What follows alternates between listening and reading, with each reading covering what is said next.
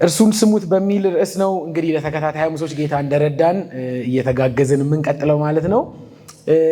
መነሻ ሐሳብ የሚሆነው የማቴዎስ ወንጌል መጽሐፍ ምዕራፍ 17 ነው። ግን ሙሉ መጽሐፍ ቅዱሳችንን ለማየት ነው የምንሞክረው።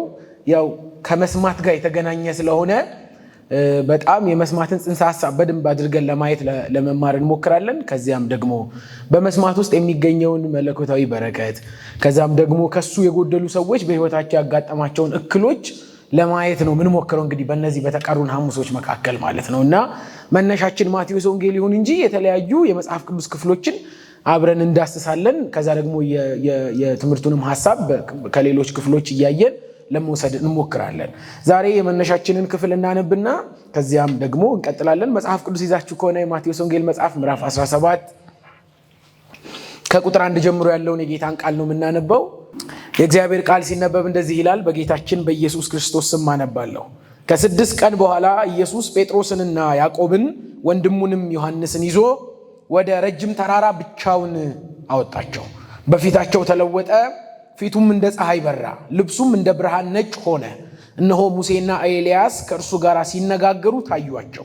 ጴጥሮስም መልሶ ኢየሱስን ጌታ ሆይ በዚህ መሆን ለእኛ መልካም ነው። ብትወድስ በዚህ 3 ዳስ አንዱን ለአንተ፣ አንዱን ለሙሴ፣ አንዱንም ለኤልያስ እንስራ አለ። እርሱም ገና ሲናገር እነሆ ብሩህ ደመና ጋረዳቸው። እነሆም ከደመናው በእርሱ ደስ የሚለኝ የምወደው ልጄ ይህ ነው፣ እርሱን ስሙት የሚል ድምፅ መጣ። ደቀ መዛሙርቱም ሰምተው በፊታቸው ወደቁ፣ እጅግም ፈርተው ነበር። ኢየሱስም ቀርቦ ዳሰሳቸውና ተነሱ፣ አትፍሩ አላቸው። ዓይናቸውን አቅንተው ሲያዩ ከኢየሱስ ብቻ በቀር ማንንም አላዩ። ክብር ለኢየሱስ ይሁን። እናመሰግንሃለን። ከፍ ባለው ዙፋን ላይ ያለህ አባታችን ሆይ ሁልጊዜ በመልካምነት እየመራህን ቸርነትን በሕይወት ዘመናችን እየገለጥክ በፊትህ ብርሃን እንድንቀሳቀስ ጸጋ ስለበዛልን በኢየሱስ ስም ክብር ላንተ ይሁን። የታደልነን ጌታ ሆይ ቅዱስ ቃልህን ከፈትን፣ በቃል ማዕድ ዙሪያ ሰፈርን። እግዚአብሔር የሚያወራውን ልንሰማ ተገናኘን፣ የልብህን ሐሳብ ለማድመጥ ተሰበሰብን። ይሄ ታላቅ ዕድል ሆኖልናልና በኢየሱስ ስም ስምህ ይቀደስ። አንተ ካረዳኸው ሰው እንዲህ ባለ መሰባሰብ ውስጥ ሊገኝ አይችልም። ጸጋህ ካልበዛ እግዚአብሔር ሆይ ምሕረትህ ካልገነነ ማንም ደፍሮ ስምህን ሊጠራ ደግሞም ሊያመልክህ የሚዳዳው ማንም የለም። ይሄ ግን ካንተ ዘንድ በጎነት ሆኖ ተጨምሮልናል። በጌታችን በኢየሱስ ክርስቶስ ስም ስምህ ይቀደስ። የታደለ ነው የሚያመልክህ፣ የታደለ ነው የሚያገለግልህ፣ የታደለ ነው ቃልህን የሚሰማ፣ የታደለ ነው እግዚአብሔር ሲያወራ የሚገኝ፣ የታደለ ነው በቅዱሳን ኅብረት መካከል ያለ፣ የታደለ ነው ደግሞ እግዚአብሔር አምላኩ የሆነ። ስምህ ለዘላለም ይመስገን። ስለ ምክርህ ቃል እንባርክሃለን። ደግሞ መምህራችን መንፈስ ቅዱስ አንተ አስተምረን፣ በጎነትህ በመካከላችን ይመላለስ። እየሰማንህ እንድንወጣ ጸጋ ይብዛልን። ይህንን ሁሉ በጌታችን በኢየሱስ ስም ጸልየናል፣ አሜን። ክብር ለኢየሱስ ይሁን። እንግዲህ በጣም አስደናቂ የሆነው የጌታችን የኢየሱስ ክርስቶስ በምድር ላይ የነበረው አገልግሎት መልኩን በትክክል እየገለጠ የመጣበትና አዲስን የሆነ የአገልግሎት ምዕራፍ የከፈተበት ነው። ይሄ የምዕራፍ 17ቱ መገለጥ ማለት ነው። እስከ ምዕራፍ 16 ጌታችን በምድር ላይ በተለያዩ አይነት እውነቶች ተገልጧል። ሲያስተምር እናየዋለን፣ ሲፈውስ እናየዋለን፣ በሕዝቡ መካከል ሲመላለስ እናየዋለን፣ ታላላቅ ነገሮችን እያደረገ ሲንቀሳቀስ እናየዋለን።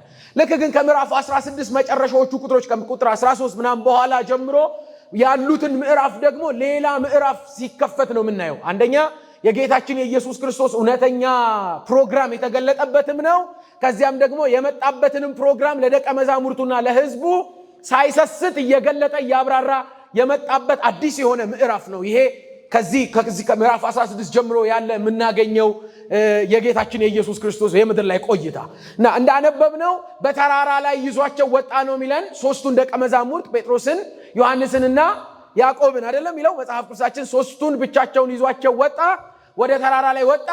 ተራራ ላይ የተገለጠውን ታውቃላችሁ። በምድር ላይ ኢየሱስ ከዚህ ቀደም አይተውት በማያውቁት መልክ፣ ኢየሱስን ከዚህ ቀደም ተዋውቀውት ተገናኝተውት በማያውቁት መልክ ሲወጡ አብረው ነው የወጡት። ከፍ ያለ ተራራ ነው እና በብዙ ድካም የሚወጣ ተራራ ነው። አብረው እየወጡ መጽሐፍ ቅዱሳችን እንደሚነግረን የሉቃስ ወንጌል መጽሐፍ ሲነግረን ምዕራፍ 9 ላይ ኢየሱስም ሲጸልይ ነው የሚለን። ብቻውን ሊጸልይ ያለ አብረው ከወጡት ጋራ ማለት ነው።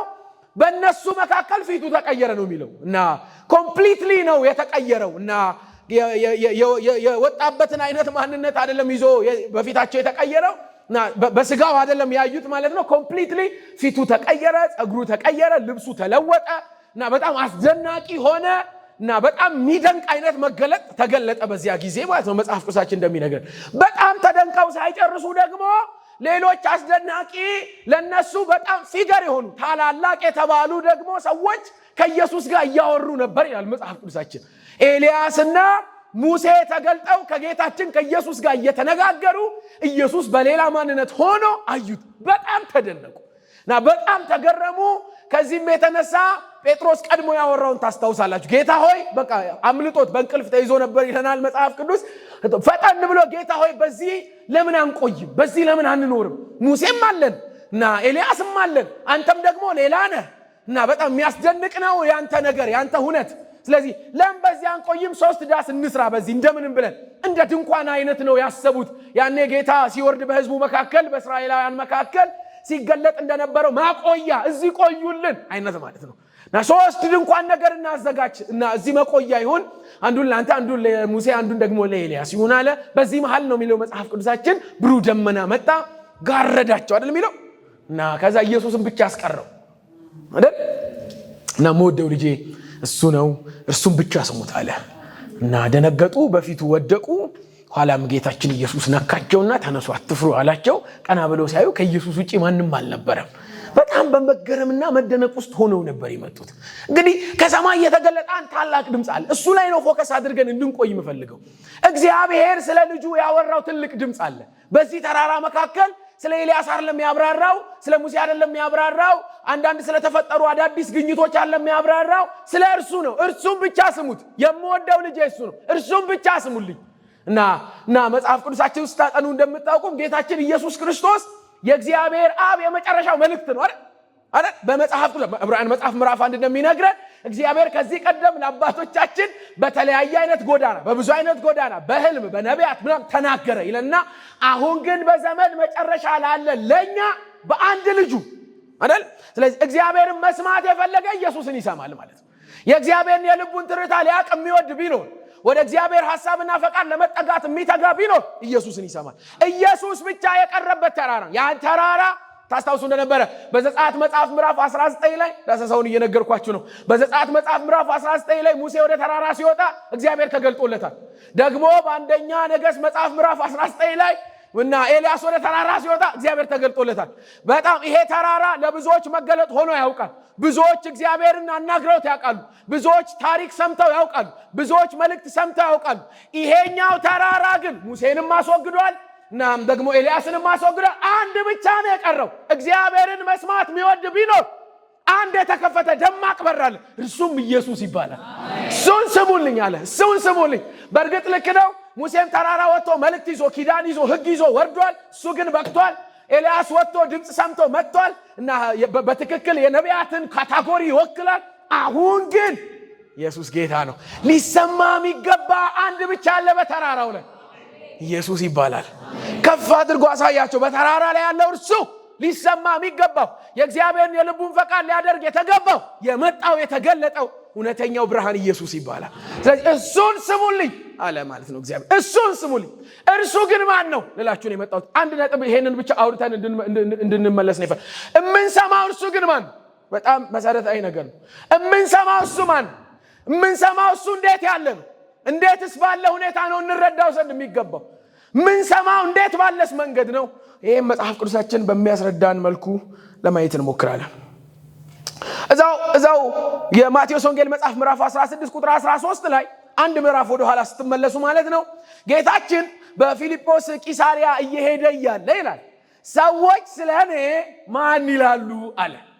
the most easiest question አይደል? በጣም ቀላል የተባለው ጥያቄ ስለኔ ማን ይላሉ? የሰው ልጅ ነው የሚለው ደግሞ መጽሐፍ ቅዱሳችን ሚሽን ተኮር ስለሆነ አነጋገሩ ከመጣበት ጉዳይ የተነሳ ነው። በጣም ግልጽ የሆነ ጥያቄ ነው። በቃ እዚህ ጋር ብቻ ትኩረት እንድትሰጡ ነው የምፈልገው። የሰው ልጅ ማን እንደሆነ ይሉታል ሰዎች። ስለኔ ምን አይነት መረጃ እና አንደርስታንዲንግ አላቸው አለ ጌታችን ኢየሱስ በጥያቄው። እና አንዳንዶች ተቀብለው አንዳንዶች እኮ ዮሐንስ ይሉታል። ዮሐንስ ይሉሃል በሁለት መንገድ ነው የምንፈታው። አንደኛው ሄሮድስ ብሎታል ዮሐንስ። ይሄ የተነሳው ዮሐንስ ነው ብሎታል። ማቴዎስ ወንጌል መጽሐፍ ምዕራፍ 14 ቁጥር 2 ላይ ሄሮድስ የሚባለው ዮሐንስን ገድየው ነበር፣ አሁን ግን ተነስቷል። ይሄው ኢየሱስ ማለት የተነሳው ዮሐንስ ነው ብሎ አውርቷል። ስለዚህ አንዳንዶች ዮሐንስ ይሉሃል ተነስቷል ከሞት እንደገና እየሰራ ነው ይሉሃል። አንዳንዶች ደግሞም ሌላ ዮሐንስ ይሉሃል። አባባላቸው በትንቢተ ሚልክያስ ላይ እንደተነገረው ከመሲሁ ፊት የሚመጣ መንገድ የሚጠርጋል ብሏል አይደል? የአባቶችን ልብ የሚመልሰው እና ተራራውን ዝቅ የሚያደርገው መንገድ የሚያስተካክለው የሚመጣል እና አንተ እሱ ነህ ብለው ያስባሉ። መሲሁ ሳይሆን ለመሲሁ መንገድ የምትጠርግ ነህ ብለው ያስባሉ። ዮሐንስ ነህ ይሉሃል። አንዳንዶች ደግሞ ኤርሚያስ ነህ ይሉሃል። ኤርሚያስ ነህ ያሉበት ምክንያት ታውቁ እንደሆነ የጌታችን የኢየሱስ አገልግሎት በስልጣንም ነው፣ ከዛ ደግሞ በመከራም በኩል ነው አይደል? ስልጣን እንደ ባለስልጣን ያስተምራቸዋል፣ እንደ ባለስልጣን በመካከላቸው ይመላለሳል። ግን ደግሞ ከመከራ ያልተፋታ ህይወት ነው። በመከራ ነው። በብዙ ይራባል፣ በብዙ ያንገላቱታል፣ በብዙ መንገዱ ይሄዳል፣ በብዙ አይነት መንገድ ውስጥ ያልፋል እና እንደ ኤርሚያስ ነው ይሉና ይሄማ ኤርሚያስ ነው። ኤርሚያስ በዘመኑ እንደነበር ታስታውሱ እንደነበረ ቦልድ ነው እና አያመቻምጭም እና ከህዝቡ ተቃራኒ ነው። ደግሞ መከራውንም ይበላል። በዚህ ምክንያት ዋጋ ይከፍላል። ይሄ አኳኋኑን ያዩና በቃ በትክክል እንደ ኤርሚያስ ነው፣ ኤርሚያስ መጥቶ ነው ብለው ያስባሉ። አንዳንዶች ደግሞ መዘርዘር ያቃታቸው በቃ ከነቢያት እንዳንዱ ነው ይላሉ። በቃ ከነቢያት መካከል አንዱ ሆኖ መጥቷል። ከዚህ ቀደም የመጡት ወደፊት ይመጣሉ ብለው ስለማያስቡ ከዚህ ቀደም ከመጡት ከነቢያት መካከል እንደ አንዱ ነው ብለው አስበውሃል አሉት። በጣም ግልጽ ነው፣ ቀላል ነው፣ በጣም ቆንጆ። የሰው ሐሳብ መናገር በጣም ቀላል ነው አይደል? ግምት ማውራት በጣም ቀላል፣ መሰለኝ በጣም ቀላል አገላለጽ ነው። ጌታችን ኢየሱስ ቀጥሎ ግን ለደቀ መዛሙርቱ እናንተስ እኔ ማን እንደሆንኩ ትላላችሁ? የሰው ልጅ ላይ ነው ፎከሱ። በጣም እንድታስተውሉ ፈልገው ይሄ ነው። አሁን የምታዩት ይሄ የሰው ልጅ ማን ይላሉ ሌሎች? በጣም ቀላል ነው። ወደዛ ነው፣ ወደ ውጪ ነው። ኢትስ ኦኬ። ይሄ የሰው ልጅ ሌሎች ማን ይሉታል? ኤርሚያስ ይሉሃል፣ ዮሐንስ ይሉሃል፣ ከነቢያት አንዱ ይሉሃል። ችግር የለም። አሁን እኔን ስታዩ እናንተ ይሄን የሰው ልጅ እናንተስ ማን እንደሆንኩ ነው የምትሉት? ከየትኛው ካታጎሪ ትከቱኛላችሁ? መጽሐፍ ቅዱሳችን ሲነግረን ጴጥሮስ ቀደም ብሎ እጁን አወጣ። እኛስ አንተ የሕያው የእግዚአብሔር ልጅ ክርስቶስ ነህ አለው አይደል? አንተ ክርስቶስ የሕያው የእግዚአብሔር ልጅ። ዋው! ቦልድሊ የተገለጠ መገለጥ ነው ስለ ጌታችን ስለ ኢየሱስ ክርስቶስ። ኦፊሻሊ ከደቀ መዛሙርቱ አፍ የወጣ ነው። ከዚህ ቀደም ጠርጥረው የተከተሉ አሉ። ይሆንን ብለው እርሱ መሲሁ ይሆንን፣ እሱ አዳኙ ይሆንን፣ እርሱ ክርስቶስ ይሆንን ብለው ይመጣሉ። አሁን ግን ጌታችን ሲጠይቃቸው ማንነኝ እኔ ለእናንተ ሲላቸው አንተማ ክርስቶስ መሲሁ አይደለ? the promised one ማለት ነው፣ ቃል የተገባልህ አንተ ክርስቶስ፣ ከዛስ የሕያው የእግዚአብሔር ልጅ ነህ። ጌታችን ኢየሱስ ተቀበለውና ጴጥሮስ ብቻ አለም ያለው የዮና ልጅ ስምዖን ጴጥሮስ ወይ ብፁዕ ነህ፣ ይሄን በሰማይ ያለው አባቴ ገለጠልህ እንጂ ስጋና ደም አይደል? በጣም ከፍ ያለ መገለጥ ነው። ምን ማለት? የ33 ዓመቱን ኢየሱስን እያዩት በተመሳሳይ ልብስ የተለየ አይነት የንጉሳዊ ልብስ ያለበሰ ሰይፍና ጥሬ በእጁ ያልያዘ በሰራዊት ማይጠበቅ ከፊቱ ጋሻ ጃግሬ ማሄድለት አብሯቸው የሚደክም አብሯቸው የሚበላ አብሯቸው የሚያርፈውን ኢየሱስን እያዩ የዘላለም አምላክ ብርሃን ነህ ማለት ዋው! ይሄ ግምት አይደለም የሚጠይቀው መገለጥ ነው። በጣም እንደስደል ታውቃላችሁ። እሱ መሲሁ ነው የሚሉ የሉ። በግምት ውስጥ ሰዎች ስለኔ ማን ይላሉ ሲባል እሱማ መሲሁ ነው የሚባል ዝርዝር የለም። ይሄማ በወሬ መሃል አይገኝም። ይሄ ሐሜት መሃል አይገኝም። ይሄ ሰዎች መረጃ መሃል አይገኝም። ይሄ የሚገኘው የሰማይ አባት መገለጥ ጋር ብቻ። እግዚአብሔርን ማወቅ የፈለገ ልጁን ኢየሱስን መታወቅ የፈለገ ይምጣ። አባት ስለ ልጁ በበቂ ሁኔታ ያስረዳል። አንተ እኮ ክርስቶስ የሕያው የእግዚአብሔር ልጅ ነህ ሲለው አለው የዮና ልጅ ስምዖን አንተ ብፁዕ ነህ። ይሄንን በሰማይ ያለው አባቴ እንጂ ሰፈር አይገኝም። ይሄ መረጃ ሰዎች መሃል አይገኝም። ይሄ መረጃ የሆኑ ሰው ይሄ የሚገኘው በሰማይ። ዋው! እግዚአብሔር ይሄን ብርሃን ያብራላችሁ። ሰው ጌታ ኢየሱስን ሊያውቅ ከፈለገ ሰው ስለ ጌታ ኢየሱስ በቂ መረጃ እውነት እንዲገባው ከፈለገ ሊያገኝ የሚችልበት ብቸኛ ሶርስ ብቸኛ ምንጭ ተቀርቶ ማያልቅ ለአንዱ ተሰጥቷል ተብሎ ማያልቅበት አሁን ይበቃል ተብሎ የማይተው ሁሉ ጊዜ ለፍጥረቱ ልጁን እየገለጠ የሚቀጥል አምላክ ያው የእግዚአብሔር ልጅ ና እኔ ማን ነኝ ለእናንተ አንተ የሚደክመውን ኢየሱስን እያዩ እኔ ማን ነኝ ለእናንተ አንተ እየገፉት ከከተማ ውጣልን የሚሉትን እና ፍርሃት ውስጥ የሚከቱትን እና በተለያየ ድንጋጤ እያባረሩ የሚያስወጡትን ፊት የሚነሱትን ኢየሱስን እያዩ አንተ ደግሞ እንዴት ያለ የእግዚአብሔር ልጅ መሰለ እንደ ሌሎቹ ቤተ ጣዖት እንዳላቸው ልጆቻችን ብለው እንደሚጠሩ ሳይሆን the living one የምትኖረው ሕያው የሆነው የእግዚአብሔር ልጅ በዘመን መካከል ያለ መቆራረጥ የገዛ በዘመን መካከል ያለ ድካም የበረታ በዘመን መካከል ፍጥረቱን እስከ ዛሬ እየመገበ ያለው እርሱ እግዚአብሔር አንተ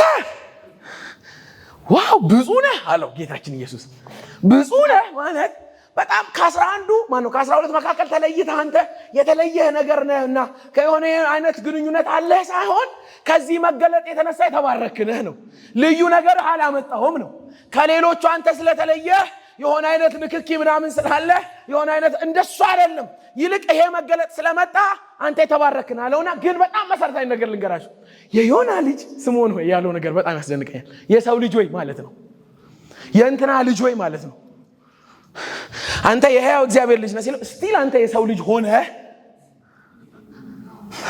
አንተ የዮና ልጅ ሆነ ይሄን መገለጥ ማግኘት ማይ ጋድ የሰማይ አባትን ነው የሚያሳየው ይሁን አንዳንድ በቂ መረጃ ሲኖራችሁ በህይወታችሁ አስደናቂ መገለጥ ሲመጣ የተለየን ስለሆነን አይደለም የሆነ ሰፈር ስለመጣን አይደለም አረም ይገልጥ በሰማይ አለ ካለንበት ሁኔታ በላይ ብርሃን የሚያበራ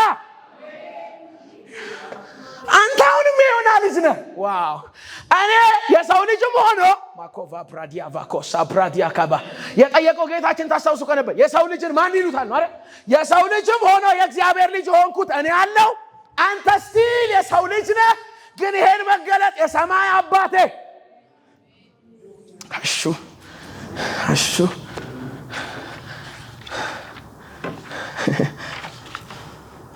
ና ኢየሱስ የእግዚአብሔር ልጅ እንደሆነ ኢየሱስ የህይወት እንጀራ እንደሆነ ኢየሱስ የዘላለም ህይወት እንደሚሰጥ ኢየሱስ ከሞት እንደሚያሳርፍ መረጃዎች ተገናኝተው አይደለም የሚገባን ብርሃን ነው አይደል ብርሃን እኮ ነው ሐዋርያ ቅዱስ ጳውሎስ ለቆሮንቶስ ሰዎች እንዳለ የማያምኑትን አይደል የሚለው የዚያ ዓለም አምላክ የማያምኑትን ልብ አሳወረ እኮ ነው የሚለው አይደል ለኛ ግን በልባችን የበራ ብርሃን ይሁን ያለ ኢየሱስ ጌታ ነው ልዩ መሆናችንን እኮ አይደለም የሚያሳየው ኢየሱስ ጌታ ነው እኔ ይሄ የእግዚአብሔር ችሎታ እኮ ነው ድንቅ እኮ ነው እና የታወሩ አሉ ተመሳሳይ ምድር ላይ ኖረን ተመሳሳይ ሰፈር ላይ ሆነን ተመሳሳይ ስራ ቦታ ሆነን ተመሳሳይ አይነት ነገሮች ሆኖ ይሄ ያልገባቸው አሉ ለኛ ግን በራ ክርስትና it's all about enlightenment የእግዚአብሔር ልጅ ገባን ይሄ እኮ ነው ስራ ሳንቀይር ፕሮፌሽን ሳንቀይር ገቢ ሳንለውጥ በተመሳሳይ በሚያውቁን ገቢ የሆነ ነገር ለውጥ ሳናመጣ ገባን በራልን በራ በጣም ቅዱስ እንደሚነገር እግዚአብሔር አምላክ ነው አይደል ቢለው ከዛስ ለኛ አምላክነቱን ፍጥረት ዲናይ ሊያደርገው አይችልም ፐርሰናሊ ካልበራልህ ግን ልትታዘዘው አትችልም በራ ወንጌል ብርሃን ነው የዘላለም ህይወት ብርሃን ነው የእግዚአብሔር ልጅነት ብርሃን ነው በሰማይ የሚቀርልን ርስት ብርሃን ነው የብዙ ፍለጋችን ውጤት ከመሰላችሁ ተሳስታችኋል ይሄን ስጋና ደም ሊያመጣው አይችልም ኢየሱስ የእግዚአብሔር ልጅ እንደሆነ በወንጌል አማካኝነት የዘላለም ህይወት እንደሚመጣ ስጋና ደም ሊያመጣው አይችልም በራልን ለትንንሾቹ በራ ለማንጠቅመው በራ ለተጣለው በራ እግዚአብሔር ወንጌልን አበራልን ዋው አንተ የዮና ልጅ ስምዖን በራልህ አይገርም አንተ የዮና ልጅ ስምዖን አንተ ምስኪን ይሆንክ አንተ የሰው ልጅ ይሆንክ ብዙዎች ኢየሱስን አይተው ስተዋል እኮ ብዙዎች ኢየሱስን አይተው እኮ በኤልዘቡል ነው አጋንንትን የሚያስወጣው ብሏል። ብዙዎች ኢየሱስን አይተው እኮ ማይጠቅም ነው የኃጢአተኞች ወዳጅ እና ማይጠቅም የሆነ ፍልስፍና ውስጥ ገብቷል። ብዙዎች ኢየሱስን አይተው ተሰነካክለዋል። እርሱም ብሏል በእኔ ማይሰናከል ብፁዕ ነው ብሏል። ኢየሱስን አይቶ ግን ዘላለም ገባው ጴጥሮስ። ኢየሱስን አይቶ ሕይወት ገባው። ኢየሱስን አይቶ መሲሁን አገኘው። ብርሃን ዛሬ ለትውልድ የምመኘው ይሄ የወንጌል ብርሃን በደማቁ በሕይወታችን ይብራ። መረጃ አያሰነብትም። መረጃ ያመጣል እንጂ አያቆይም። የሰማነው ስለ ጌታችን ስለ ኢየሱስ ክርስቶስ መረጃ ጌታ ጋር ያመጣን ይሆናል እንጂ ከጌታ ጋር እንድንቆይ ያደረገን መረጃ ጠቋሚ እንጂ መልእክት አይደለም። ታውቁ እንደነበር በዮሐንስ ወንጌል መጽሐፍ ምዕራፍ 1 ላይ እነ ናትናኤል መረጃ ሰምተው አይደል የመጡት? አይደለም ወይ? ሙሴ በሕጉ የነገረን ነቢያትም የመሰከሩለት የናዝሬቱን ኢየሱስን መሲሁን ሊትራሊ መሲህን አግኝተናል እኮ ነው ያሉት። በእውነት ተገኘ። እስኪ እንደው ከናዝሬት መልካም ነገር ይወጣል ብሎ ሄደና አገኘው። ከዛ አንተ ምስኪን አይደል ያለው በልብ ክፋት የሌለብህ የእስራኤል ልጅ አይደል ታገኛለህ አለው። ገና ከበለስ በታች ተቀምጠህ ነው ማቀ ዋው ምናምን አመንኩ ሲለው ቶቶ ገና በሰው ልጅ ላይ መላእክት ሲወርዱና ሲወጡ ታያለህ። ገና ከዚህ የሚበልጥ ነገር ከጌታው ጋር የቆየ ሰው ይገባዋል። ያ ቢገባንም ቢበራልን አንዳች ነገር ቢሆንልን መገለጡ እንጂ አይደለንም። ታስታውሱ ከነበር ሐዋርያው ቅዱስ ጳውሎስ በቆሮንቶስ መጽሐፍ ምዕራፍ 1 ላይ የኔ ቤተሰቦች አላችሁ አይደል ወዳጆቼ አቤት ሲሉት መጠራታችሁን አስታውሱ። እዚህ ቤት በጣም ማስታወስ ነው ያለብን። በመደጋገም ብዛት መብታችን እየመሰለን ነው። በመምጣት ብዛት፣ በማገልገል ብዛት፣ መዝሙር በማወቅ ብዛት፣ ቃል በመጥቀስ ብዛት እና አንዳች ነገር በማወቅ ብዛት መብታችን በቃ ግድ የሆነ ነገር መስሎን እንዳይሆን ሐዋርያ ቅዱስ ጳውሎስ የሚሞግታቸው መጠራታችሁን ላስታውሳችሁ። ምን እንደ ሰው ጥበብ ጠቢባን የሆኑ ብዙዎች እያሉ፣ እንደ ሰው ብርታት ኃያላን የሆኑ ብዙዎች እያሉ፣ እግዚአብሔር ግን የዓለምን ጥበብ ሞኝነት ሊያደርግ ሲፈልግ የማይጠቅሙት ጋር ጀመረ። በራ። አይገርምም? በራ። አይጠቅሙም የተባሉት ጋር ወንጌል ጀመረ። በፍጹም ሊለወጡ አይችሉም የተባሉ አሳ አጥማጅ የተባሉ ሰፈር አይጠቅሙም የተባሉ አንተ የወንጌል ብርሃን ነው። በራ። በቃ በራ። ለማንጠቅመው ለኛ በራ። ይሄን ነግራችሁ ልጨርስ። ታስታውሳላችሁ ደቀ መዛሙርቱ ወደ ጌታችን መጡ አይደል? ሁለት አድርጎ ከላካቸው በኋላ ጌታ ሆይ አሉት። አቤት። ድውዮችን ፈወስን፣ በስምህ ወንጌል ሰበክን፣ አጋንንት እንኳን እኮ በስምህ ታዘዙልን አሉት አይደል? ዋው አላቸው ነው። በዚህ ግን አትደነቁ አላቸው አይደል? ለምን ሲሉት ስማችሁ ይኸውልህ በምድር ላይ የቄሳር መዝገብ ላይ ያለ ስም ዋስትና አለው፣ መሬት ያገኛል።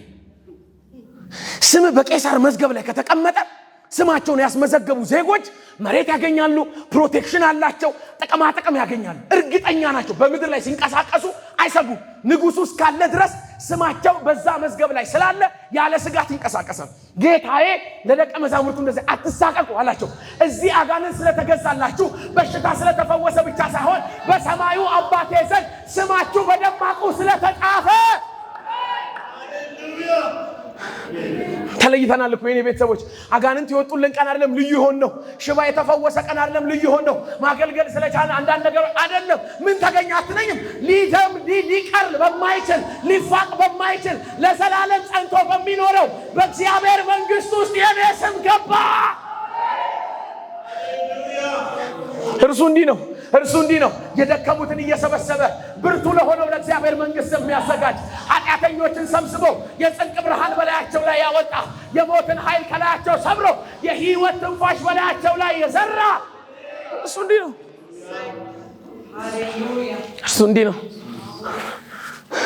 ከዛ ግን ዞር ብሎ ጌታ እንደዚህ ያለ አባት ሆይ አይደል ይሄንን ጥበብ ከጠቢባን ሰውረህ ለነዚህ ምስኪኖች ስለገለጥክላቸው በፋይንዲንግ ያልተገኘ እኮ ነው ይሄ እውነት። ወይኔ በብዙ ልዩነት በብዙ ትጋት እኮ አልተገኘም። በብዙ ጾም ጸሎት ሊገኝ አይችልም። አሁን የጸለይነው ከተገኘን በኋላ ነው። ማገልገል የቻልነው ከዳንን በኋላ ነው። ድነት የትጋት ውጤት አይደለም። ለዘላለም በራልን። በራ። አይደንቅም? ጴጥሮስ ጴጥሮስ ኢየሱስን አወቀው። አይደንቅህም ወይ? ምናልባት ሰፊ መንገድ ላይ ያውቅ ይችላል። የገሊላ ተወላጅ ነው። ታላላቆች ቤት ላይ ገባ ይችላል። የንጉሳዊ ዘመድ አይደለም። በጣም የተለየ የሆነ ነገር የለው። አይደንቅህም? የሁሉ ቁንጮ የሆነ ሰማይና ምድር የታረቁበት እርቅ የተፈጸመበት በዘላለም ኪዳን ራሱን ያነጻውን ኢየሱስን አወቀው። ፈራ። ተደነቁ ልላችሁ ነው። እርሱ እንዲህ ነው። እርሱ እንዲህ ነው። ፍጥረት ያየው ዘንድ የሚናፍቅ ዋው! አንተ መሲህ ነህ አለው ክርስቶስ። ከዛም ደግሞ የእግዚአብሔር ልጅ መሲሁም ነህ ደግሞ መለኮትም ነህ። ማኮፋ ባራሃት ያማ አሁን ማየው ያደፈው እግርህ የመለኮትነትህን ማንነት አላበላሸብኝም። አብረን መዋላችን አልቀነሰውም። መሲሁ ስለሆንክ ነው ወደ ምድር የሚመጣው፣ እስራኤልን የሚቤዠው፣ የዓለምን ኃጢአት የሚያስወግደው፣ የሁሉን ዕዳ የሚፈጽመው፣ የሚታረደው በግ ክርስቶስ መሲሁ the promised one።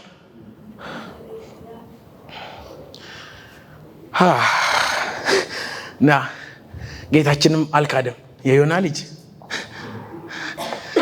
ልጅ ይሄን ስጋና ደም አያመጣውም። ያንተ ኤክስፒሪየንስ አያመጣውም። ያንተ ትጋት አያመጣውም። የዮና ልጅ ይሄን በሰማይ ያለው አባት ገለጠልህ። አይደንቃችሁ? ገለጠልህ።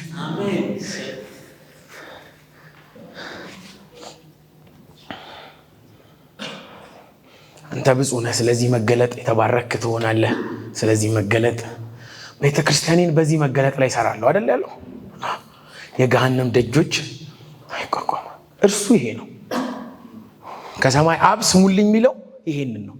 ይሄንን ጌታ ፕሪሺየስ ሎርድ፣ ድንቅ የሆነ ጌታ፣ ንጹህ የሆነ ጌታ፣ በድካሙ ብቻ ያለ ሳይሆን ሁሉን በጉልበቱ ጽናት የሚያደርግ ጌታ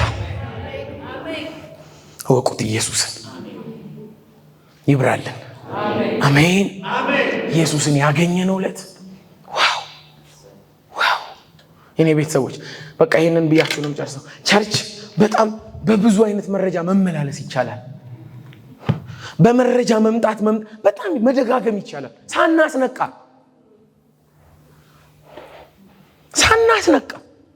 ቸርች በጣም መምጣት ማገልገል ከፊት መሆን እንችላለን። በመረጃ ከገባን ግን ልንደብቀው አንችልም። ሳናስነቃ ያለ መገለጥ መኖር እንችላለን። በመገለጥ ግን መደበቅ አንችልም። የገባን ቀን ፊት ነው የሚያወጣው። መገለጥ በራሱ ቦልድ ነው የሚያደርገው። ታስተውሳላችሁ? እነ ጴጥሮስን ይዘዋቸው እነዛ የካህናት አለቆች ገርፈዋቸው ሁለተኛ በዚህ ስም እንዳትናገሩ ሲሏቸው፣ አሁን ይኸውላችሁ መመላለስ እንደሚገባን እንዳትቆጥሩ ነው ያሉት አይደል? ይሄ ነገር ቁርጥ ነው። በቃ ቁረጡ። ከእናንተ ይልቅ እግዚአብሔርን እንታዘዘን እንደሚገባን ቁረጡ። እኛስ አይደል የሰማነውን አይኖቻችን ያዩትን ዝም ማለት የገባው ሰው ዝም ማለት አይችልም። ይኸውላችሁ ያልተገለጠለት ማውራት ይችል ይሆናል። ያልተገለጠለት በመገለጥ ደረጃ ክርስቶስ በልቡ ያልበራለ ሰው ማውራት ይችል ይሆናል። የገባው ሰው ግን ዝም ማለት ሲያወራ ደግሞ ነክቼዋለሁ ብሎ ነው። ለእኔ ነው እንደምትነግረኝ ማኮፋራት ያካባ ለእኔ ዋው! እግዚአብሔር አምላክ ነው። ለእኛም በራል ተገለጠልን። የኔ ቤተሰቦች ውደዱት ድነታችሁን። አንዳንዶች በጣም የምንወዳቸው በጣም በብዙ ነገር የተሻሉ የሆኑ ሰዎች ያልመጡት በተሻለ ነገር ስለማይመጣ ነው። እንዴት ግን እከሌ አልገባውም የምትሉት የላችሁ? እኔ ያለኝ በጣም ብዙ ጊዜ እንዴት ግን እከሌ እንዴት በጣም የተማረ ሰው ሆኖ በጣም ነገሮችን ማብራራት እየቻለ በጣም ወዳቸው አስተማሪዎች ሲሆኑ ትምህርት ቤት ምናምን እንዴት አየህ በጣም ማብራራት ስለቻልክ ሊገባህ አይችልም ክርስትና። ማይ ጋድ ምን እያልኳችሁ እንደሆነ ታውቃላችሁ? ነካን። በጣም ስስት ነው ማለት ያለባችሁ። መጠበቅ ነው ይሄንን ዓለማችሁን። ይሄ እኮ መገለጥ ነው። በሰማይ እኮ መዝገብ ውስጥ ገባን። ክርስቶስ ማ መሆኑ በገባን ቅጽበት